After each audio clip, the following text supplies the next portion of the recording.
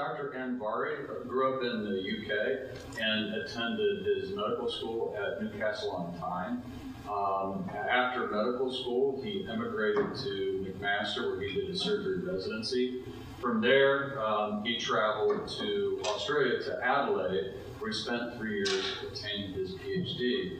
His research has been pivotally important in the area of remote surgery and innovation in surgical care. He has a number of grants through the Canadian Ministries for Medicine, and is really world-renowned. He has approximately 120 peer-reviewed publications. And interestingly, one of his major areas of focus now is commercialization, how you do research to create products which improve the lives of people and create commercial value. And so I'm delighted to have Dr. Anvari here. I would also like to give my accolades to two other groups. First, Dr. Jennifer Hill. Dr. Hill nominated Dr. Anvari for today's lecture. And secondly, to the committee of students and faculty who selected Dr. Anvari as this year's commencement speaker and honorary degree recipient. In choosing the topic, and some of you may have heard some of aspects of my work in other meetings, but one of my passions over the last 15, 20 years has been how do we introduce innovation in healthcare, particularly in surgical care, but also totally in medicine. And I've titled it Arctic to Mars because it's my own life journey and how it's taken me from one to the other, and it's still a work in progress. But it also is a lesson that maybe I can share with you, and I know there's some number of young minds in the room, and that may be worthwhile. I've obviously worked with a number of companies. None of these will actually influence my talk today, although I will talk about a robot which is now going to be commercialized by Insight Medbotics, but I'm not trying to push that. I think innovation is something, it's a word which is really poorly understood, but it's a key driver of economic growth, social prosperity, and healthy longevity. Because as academics in universities, we are involved very much in research, which is creation of new knowledge. But it's effective and useful application of research, which is innovation. And as researcher, and certainly somebody who's initiated his career as a basic researcher, I learned the very lesson that I'm going to share is that unless that research finds its way into commercial world, it's not going to become useful because it will not be available to patients across. And so it is the two words have to be synonymous. You cannot do research without innovating and commercializing that research. The United States spends more than any other country in the world on R&D, almost twice as much as the next country, which is China. Almost 3% of your GDP is spent on research. You have in the past have done very well in actually capitalizing on that research. Because again, as university individuals, we work in this area of sort of lower research and feasibility, but it's really taking that all the way to the top, where you are going to see value for your patients. And unless that research which you do at labs, and even in a hospital setting, reaches the final stage of being available commercially to patients, a lot of good research dies here. This is the problem most countries are facing in ensuring that all of the money they spend on research, yes, there's partly for training, partly for publication, academic research, but it has to affect social benefit, has to have social benefit. This is sort of, Bloomberg produces a chart of some of the more innovative countries, and the United States is always the darkest colors. But over the last several years, it has slipped a little bit. It was always number one. And as I said, in the last century, over 60% of innovation in the world came from the United States. That's what made America great, because we were home of innovation. It was where you really were introducing things. And it's something that successive U.S. presidents have tried to push. Nobody more than Obama really mentioned this in almost every one of his speeches about how innovation is an important aspect of the United States sort of maintaining and retaining its leadership around the world. And again, it's because universities work in discoveries and research and some applied research, or corporations research is at the other end, and getting the two to work together and to overcome that valley of death, which is where most research died, sadly, is a key which we are still trying to improve. And that's where I'm actually trying to, the intersection between academia and industry, to have a better understanding. So what I'm going to talk about is my own personal experience in how demonstration of useful research, like technology, is not a guarantee of its commercial interest or success. And so while I don't believe you should do research for commercial reasons, you need to understand how that research may be applied, what conditions it would be on. So having that aspect of your research in mind actually makes your research more effective, in my view. My own journey started, and this is, I'm going to tell you my life story. In 1997, I went to the Canadian outfit to Nunavut. I first had the whole territory of Nunavut, which is the size of Europe, has one surgeon. There's 35,000 people. The surgeon lives in Iqaluit, the capital. I trained her, so she's there 9 months of the year. She takes 3 months off to come south and visit family. And for the 9 months, the patients from all over are flown to Iqaluit for surgery.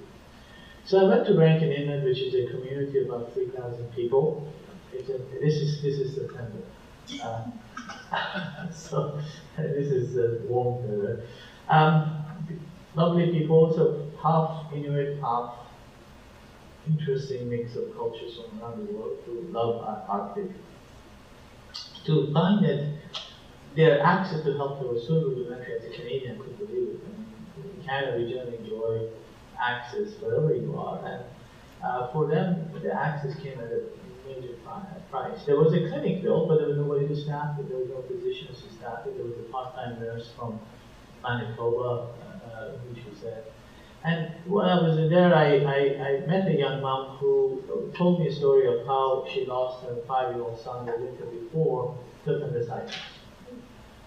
Because it occurred during a snowstorm, and they could not send a plane from Iqaluit to the son to surgery. And that really struck me that in this modern age, you can lose a child to a simple thing like appendicitis. And really led me to this road. At that time, my research was very much into clinical evaluation of invasive therapies, but also some basic research in GI physiology. And I really was struck by how we may have certain conditions that we think it's available for everyone, but it really isn't.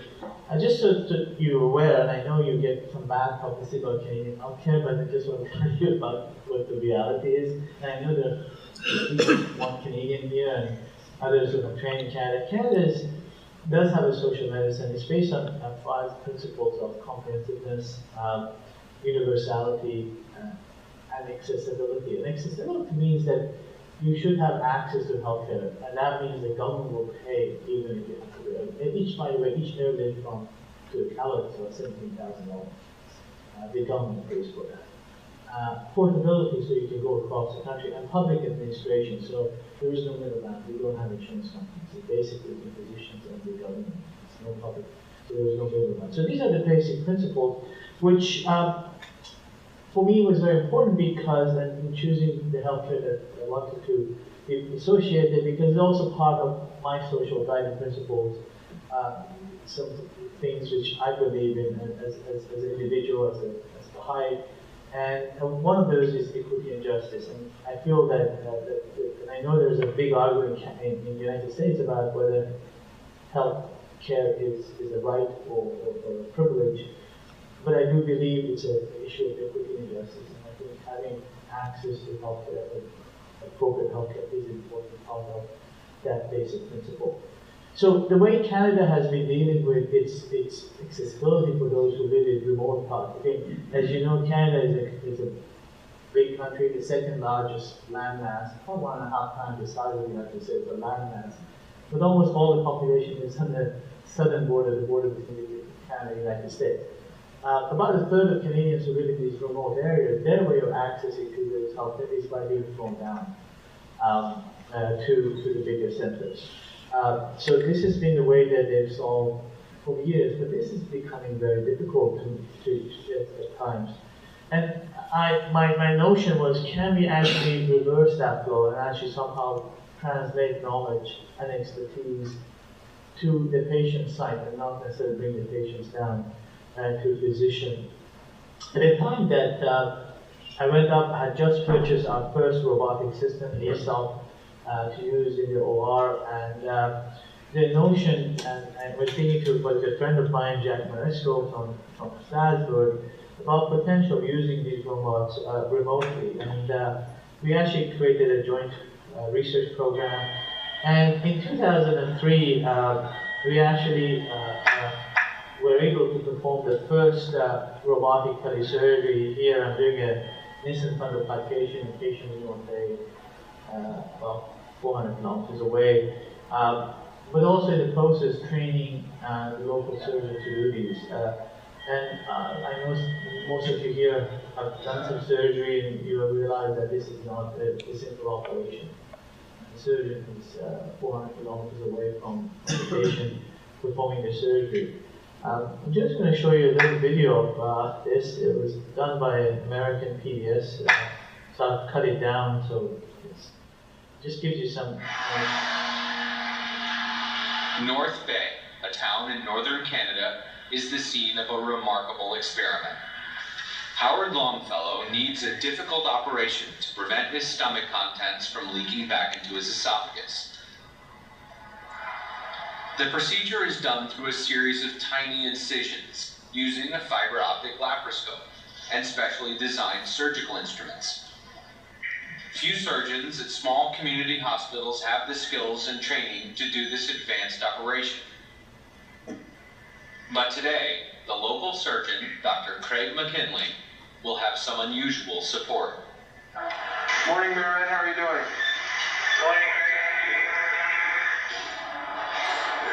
Mehran Anvari is one of the world's top laparoscopic surgeons. His hands have performed hundreds of these procedures. Today, he sits in a special room on the outskirts of Toronto, nearly 250 miles away from North Bay. Connected by high-speed fiber optics, he is waiting and watching as Dr. McKinley readies the patient. Anvari is not simply going to watch and advise. Thanks to the marriage of fiber optics and robotics, he is going to operate as well. This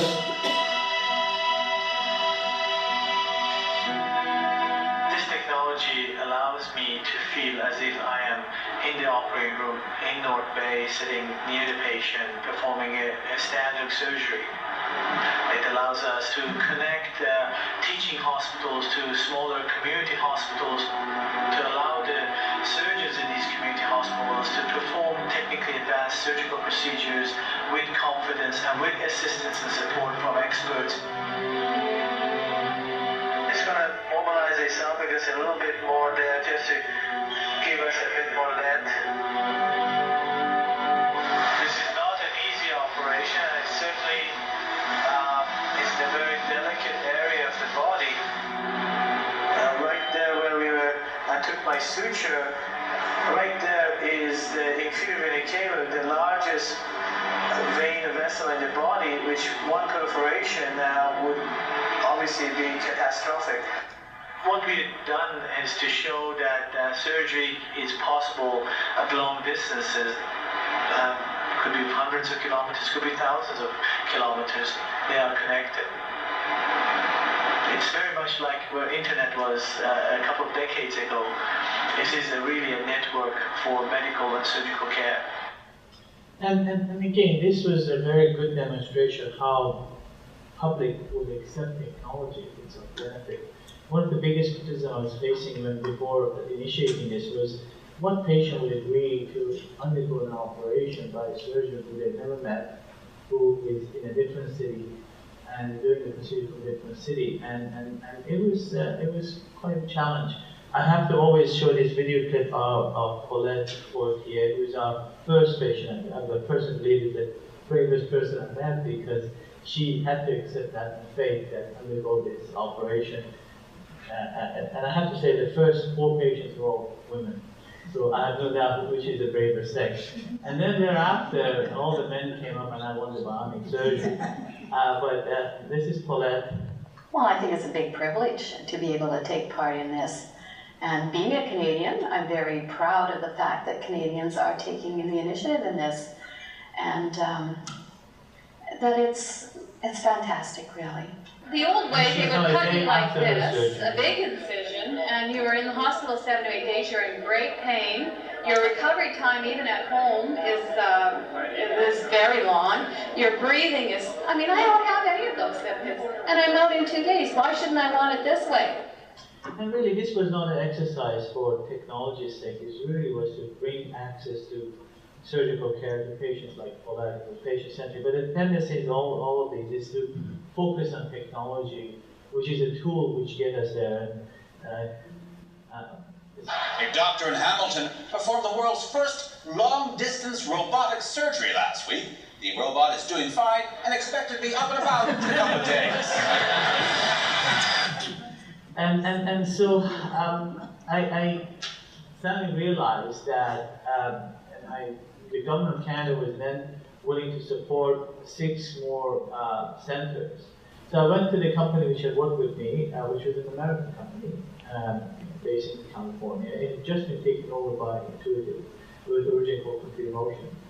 And we had shown that telesurgery was feasible, effective, and it is enabling, because here actually is the local surgeon doing some of it, and I'm actually assisting him, but I'm 400 kilometers away. So there are 2 surgeons collaborating to do an operation. One person is a long way away. And the CEO said, well, this is fantastic, but in the United States, it's not a commercial path for the next 15 years. So, I'm going to thank all of these IP that we generated with you, and come back in 15, 20 years, and maybe we'll pick it up. So it was first and biggest lesson I learned is that just because we've shown how effective this is in various science books and all the others, really did not see the light of day. So you don't give up. You continue to explore other utilities. And fortunately for me, on the day that the first surgery was done, we did about 22 of these. Before the company basically pulled the license and decided to stop, because they could see that they didn't want this to get too much news coverage all over the world, was that the NASA and the US military had sent representatives to watch the live surgeries for reasons which became more apparent. And that was the question, was how can we actually use the same techniques to deliver surgical care in an extreme environment and in absence of the surgeon. In my surgery, we actually had a local surgeon set up, and so they wanted to know whether we can do this without a local surgeon in an extreme environment. So this branch sort of stopped, but we were able to continue to explore further. And so some of you were wondering, why would NASA be interested in extreme surgery? As you know, there has been a plan to send astronauts to the Mars. During President Obama, the moon program was scrapped because of lack of funding for NASA. So, but the Mars mission was maintained, and I think President Trump has again continued to fund the Mars mission. So this is a reality. By 2035, we are going to be sending astronauts to the Mars. Until then, just growth. And people say, why would you need to send astronauts? And it's not for the simple reason that we don't believe in Mars landers.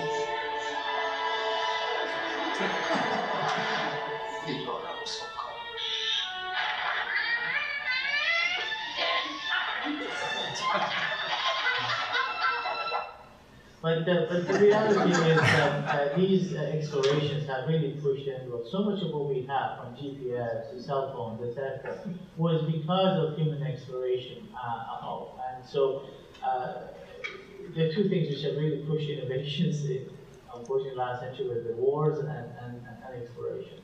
And so it really does push us to look at what we can do. So it actually started a personal journey for me, getting to know not only individuals from NASA, but also quite a number of astronauts which we work with to look at this. And again, the journey to Mars is going to be a long journey, and initially it was supposed to be a moon station from which they actually would jettison the rockets to Mars. The Orion rockets have been developed. Some of those are actually in the midst of developing. So we are still a long way. The 2 or 3 areas that are still yet key is how do we protect the astronauts from radiation. In a 2-year journey, the amount of solar radiation people get exposed will reduce the life expectancy by at least 10 years. And the second is medical and surgical care, because definitely there's going to be environments which are not really friendly to humans, and it's going to be a bit smoother. In all the films you see almost nothing underneath, but the reality of spacecraft they're full of things. But also when you get to gravity situation and you're working gravity situation, even though less gravity, you are experiencing certain things. And 2 years out, slightly older astronauts than they would normally send, you expect to see some medical issues. And I'm sure if you have a human space program, they'll tell you how lack of gravity affects human physiology. And it's quite interesting. Certain things occur more commonly, other things less.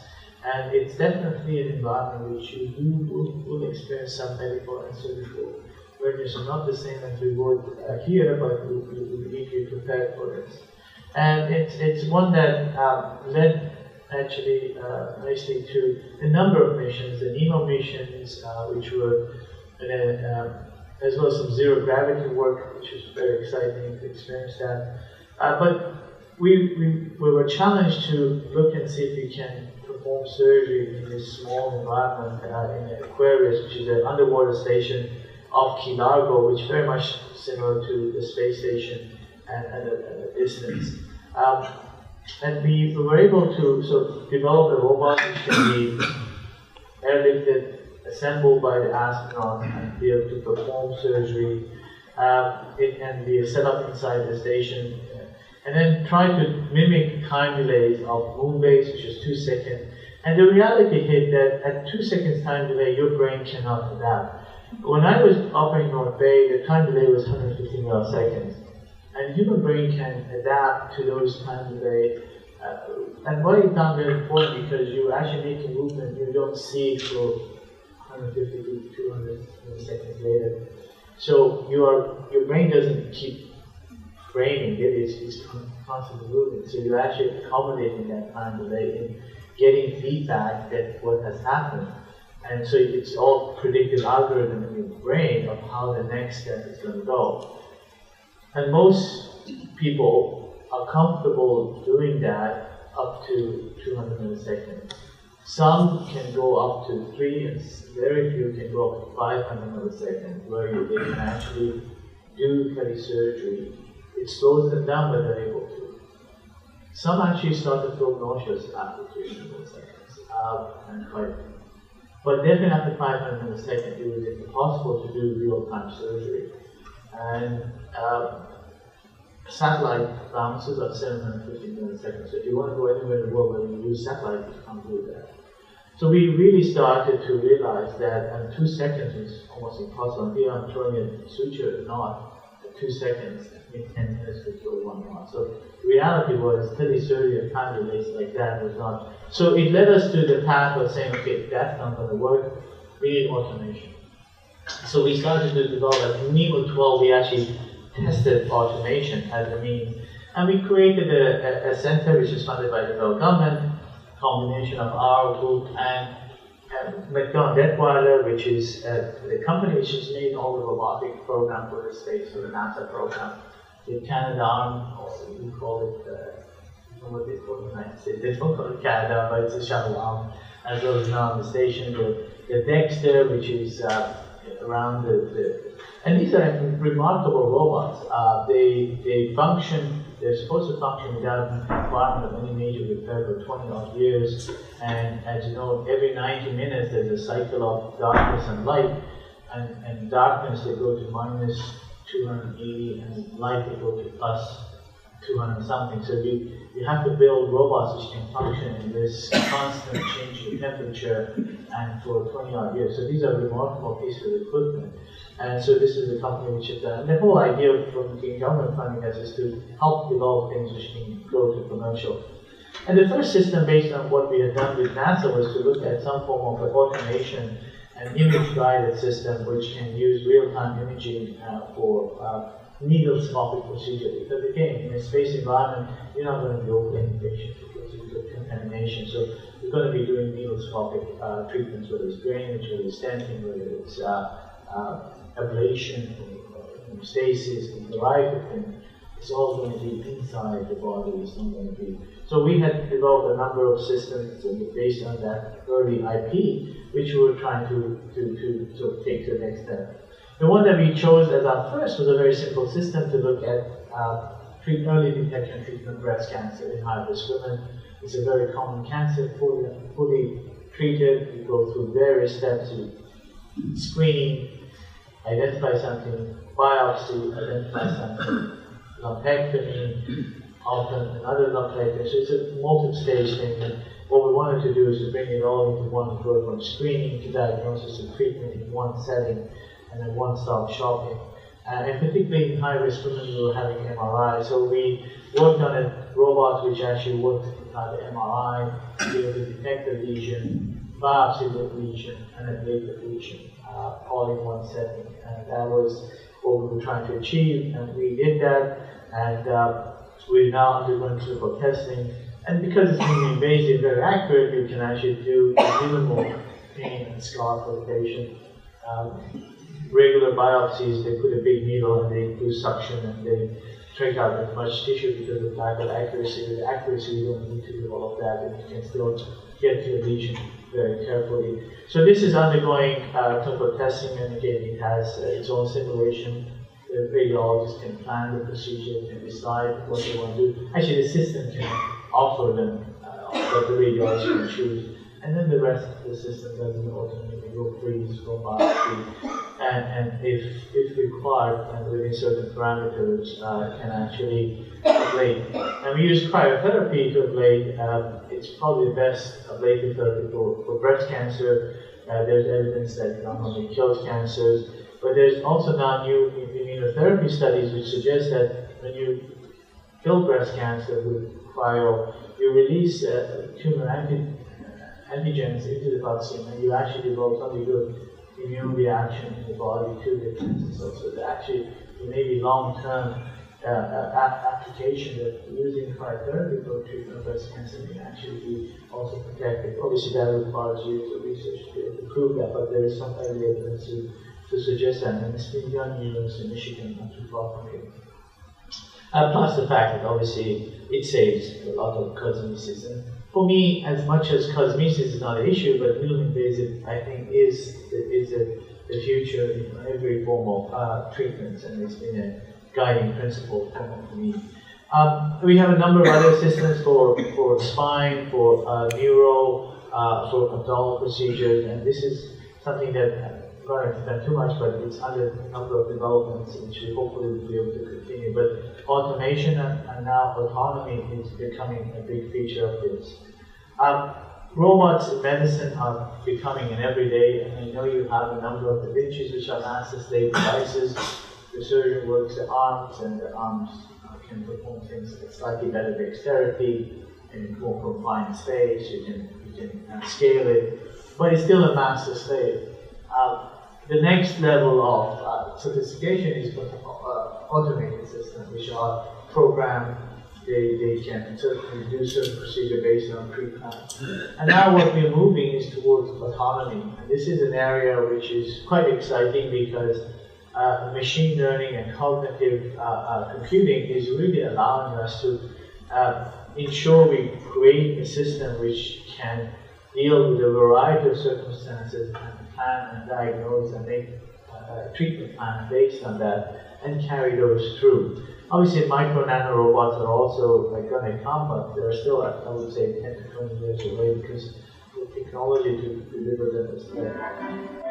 Now, when Watson goes to work in a particular field, it learns the in the last 2 years, I've been working with IBM. Take the term cancer, for instance. There are One of many the different members types of their cancer, and international each type has collaborative, different symptoms and treatments. Watson Collaborative, However, and it's quite those an symptoms exciting can also be project. I associated know with most of you have diseases heard other about than this. cancer. Treatments can have side It effects is going and to affect people differently, have a depending major on many impact factors. in our Watson healthcare evaluates delivery, standard of care both in practices improving and thousands of efficiencies of pages patient of flow and literature that patient capture care, the best science but also in the in field. And from all of helping that, Watson identifies diagnosis and therapies that treatment offer the of best various choices for conditions, doctors to because consider in their it treatment. is a system which is With the guidance of human designed to experts, learn Watson collects the and knowledge learn required to from have literacy in a particular us. domain, what's called a corpus of knowledge. not just Collecting a a corpus starts handful with of us, loading the but relevant millions body of of literature into medical Watson. interaction Building the and corpus being also able to requires some human use all of intervention these. to cull through the information and discard anything that is out of date, poorly regarded, or immaterial to the public domain.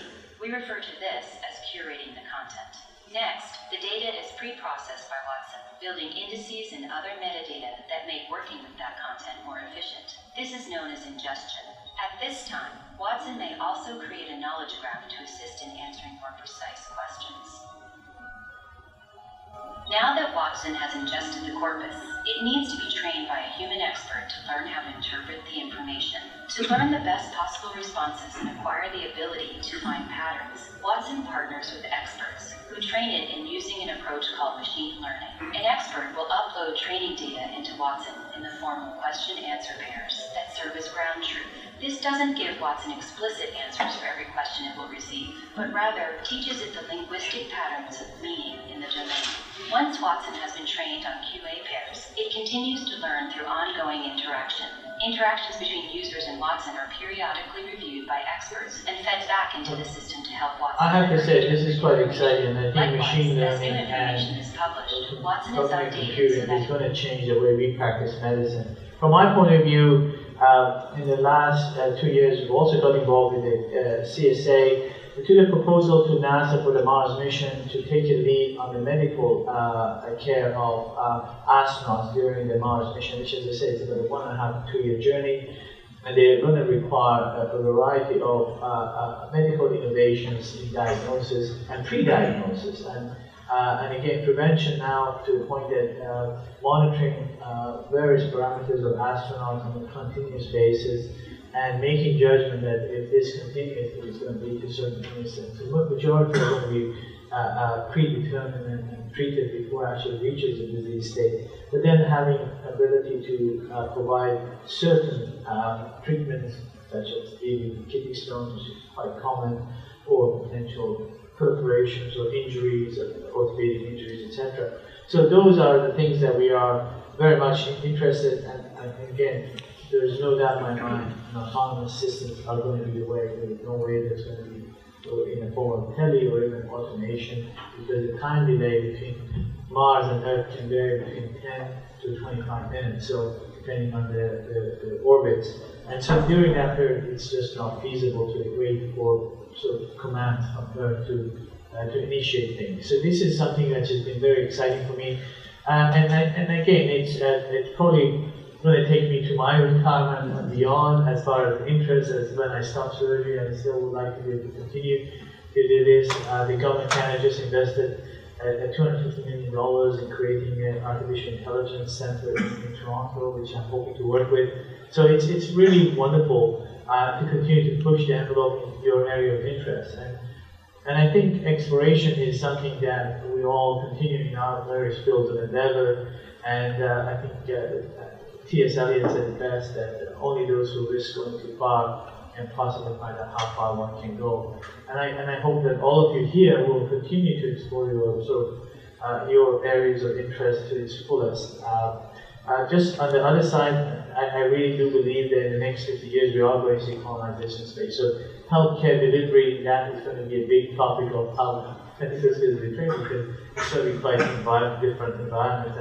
And I think these are very exciting times that the young physicians in the room are going through. That I envy you. I'm not sure I'm going to be there for that, but maybe it will be.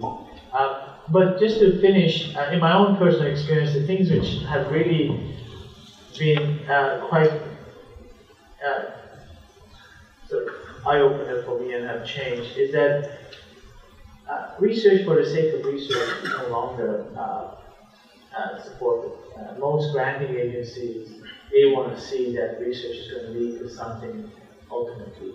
Yes, there's research being done because you're educating trainees how to do research, and publication is still an important part of academic promotion. But I think if we're getting real funding from funding agencies, including NIH, you really need to establish that your research is going to lead to something more effective for the patient. I think the relationship between academia and industry is going to get stronger and stronger, and because they both have similar interests, but they work in different areas, and I think bringing them together will be very helpful. I know you have a number of initiatives at UT, which probably is already working in the industry quite well, and I think those are going to go stronger. There's a lot of discussion about IP. As you know, we operate on the model of IP protection. Even myself, in the last 4 or 5 years, my IP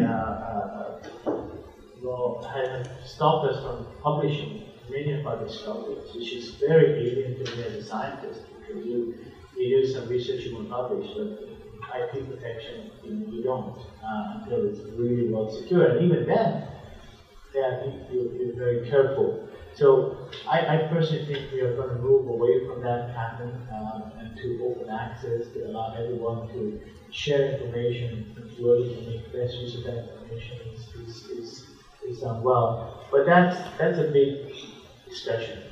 Definitely Linux has shown that open access computing can be as effective. And so I really do believe in other aspects.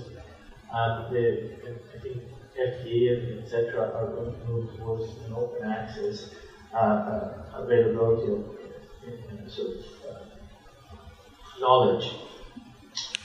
Government facilitation in most countries is important because they can make a difference. I know in the United States there's always a big debate about small governments versus large governments, but definitely I do believe NIH has played a big role. You know, one of your biggest investors in healthcare research is U.S. military. The budget of U.S. military, I worked with them 10 years ago, they had $150 million a year just for telemedicine research.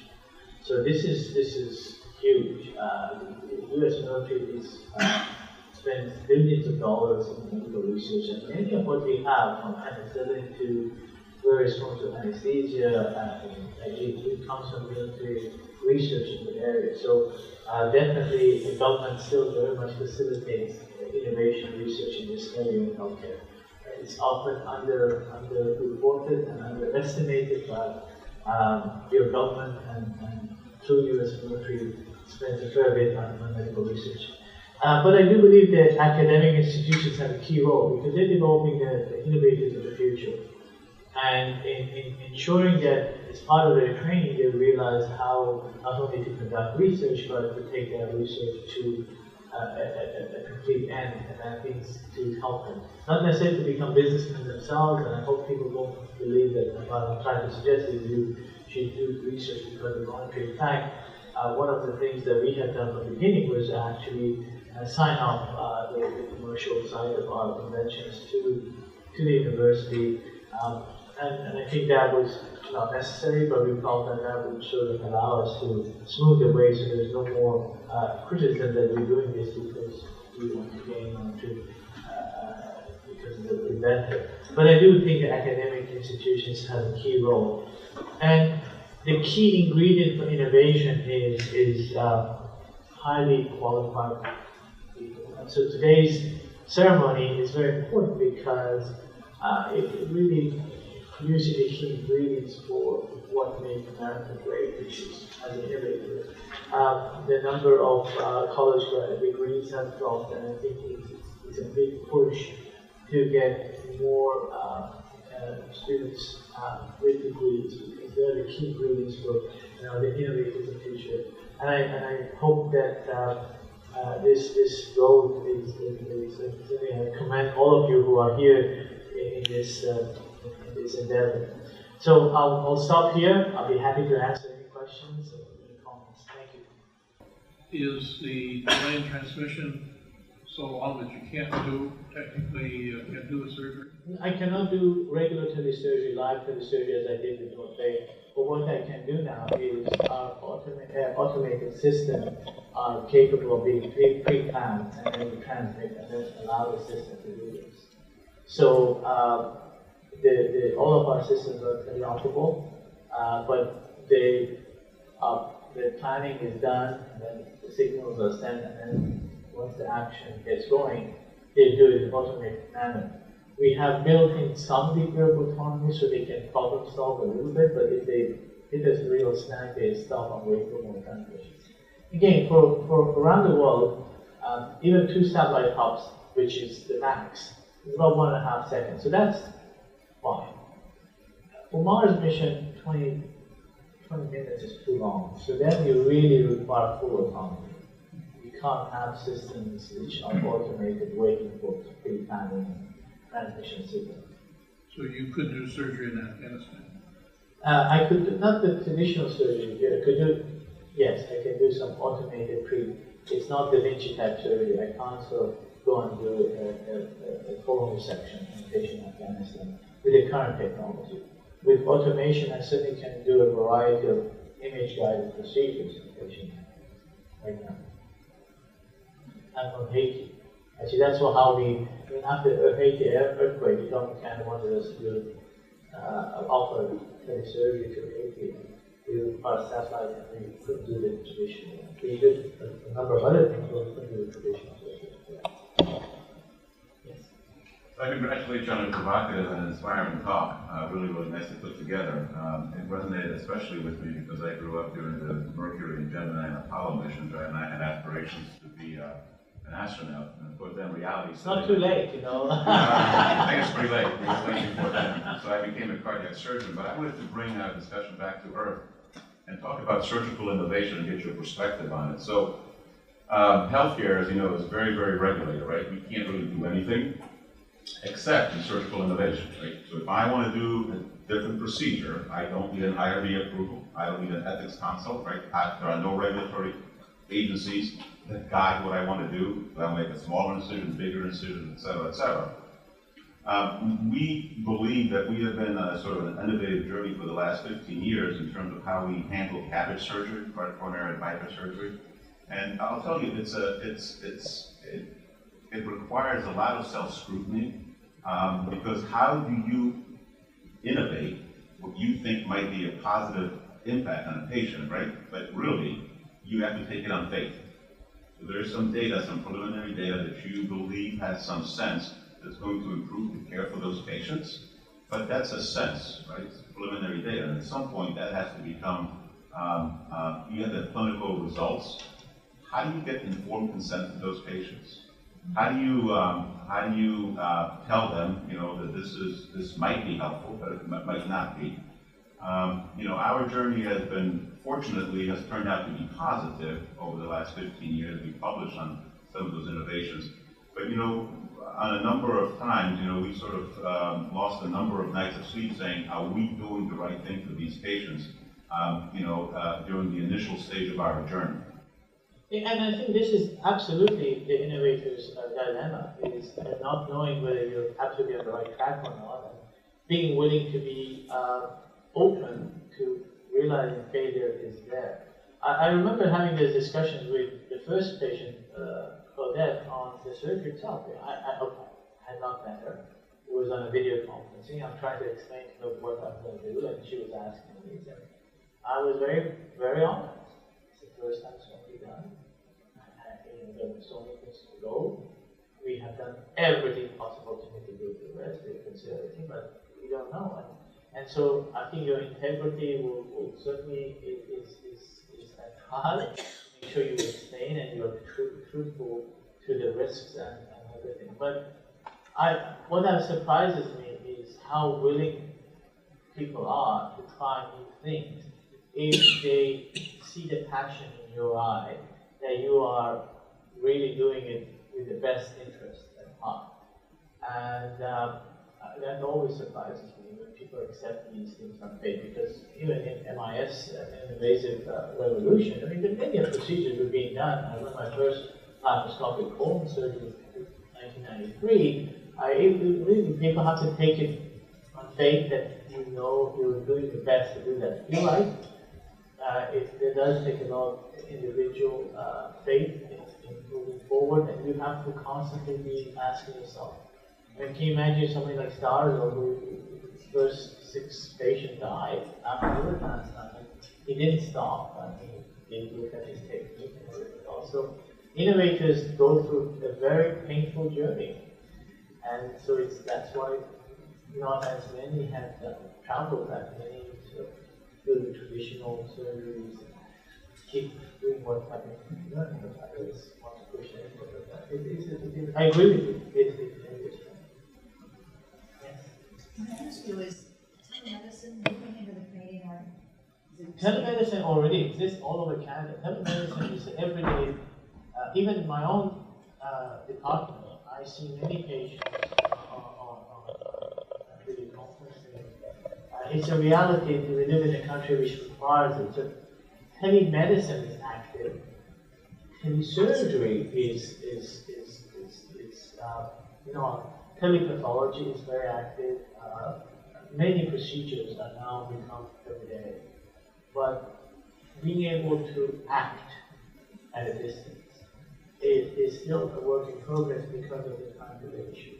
But diagnostic tests, investigation, there are no radiologists in Northwest Territory. That's fine. It's all tele. Even in California, I mean, most of the X-rays in California at nighttime, if you go to the hospital, are read by radiologists in New Zealand. Nobody reports that, but that's the reality.